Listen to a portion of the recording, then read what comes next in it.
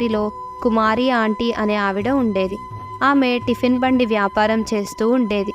రోజు ఊర్లో ఉండే వాళ్ళకి తక్కువ డబ్బుకి అడిగినంత భోజనం పెట్టేది. కానీ ఊర్లో ఉన్న వాళ్ళు కుమారి ఆంటీ దగ్గరికి కాకుండా పక్కనే ఉన్న హోటల్లో వెళ్ళి తినేవాళ్ళు. అక్కడ రుచి బాగాలేకపోయినా అక్కడే తినేవాళ్ళు.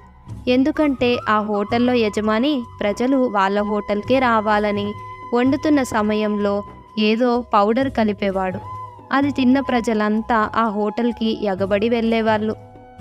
ఇది ఇలా ఉండగా అదే ఊర్లో ఉండే మంచి దయ్యం చెట్టు మీద కూర్చొని విసుగు వచ్చి ఊరు మొత్తం గాల్లో తిరుగుతూ ఉండేది. అలా తిరుగుతున్న సమయంలో కుమారి ఆంటీ బండి మీదగా వెళ్తుంది. అప్పుడు కుమారి ఆంటీ చేసిన భోజన గుమగుమలకు మంచి దయ్యం కిందకి వస్తుంది. వచ్చి ఇలా అంటుంది, అమ్మ బాబోయ్, ఏంటి గుమగుమలు? ఈ గుమగుమలకి నాకు నోరు